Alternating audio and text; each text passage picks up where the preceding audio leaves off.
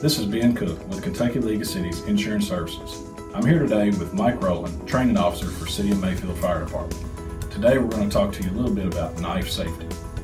In the past 3 years, Kentucky League of Cities has had over 300 injuries that have been classified as either cuts or punctures.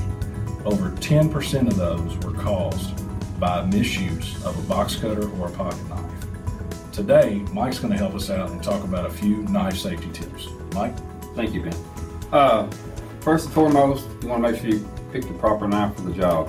You don't want to misuse a knife with a prying tool, screwdriver, or otherwise. You want to make sure your blade is sharp, and you want to use the proper technique when using it. Always cut away from yourself, and always only put the blade out to the point that you actually need it. Cut away from yourself.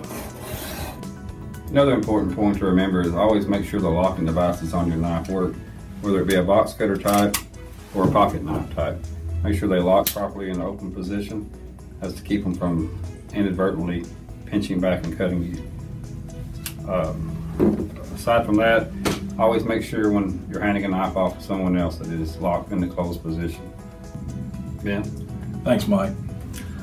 Other thing to think about with knife safety is wearing proper gloves when you're using a knife. These are a cut-resistant glove.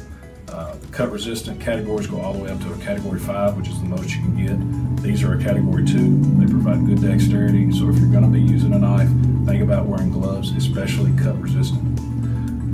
The other thing to think about with knife safety is switching from a normal razor blade to a sliced product with a ceramic blade. This is a safety blade that's much less likely to cut you than a normal metal blade. It has an auto retract feature where when you take your thumb off, it will actually retract. And I'll show you how it works here on this box. So basically I've got my thumb on it, slide it in, slide it right across. My thumb is off. As it comes out, it auto retracts. So these can help prevent knife injuries. So think about this when you're using a box cutter or a pocket knife, using this instead. Now, that does it for our KLCIS safety moment. Thanks for watching and stay safe.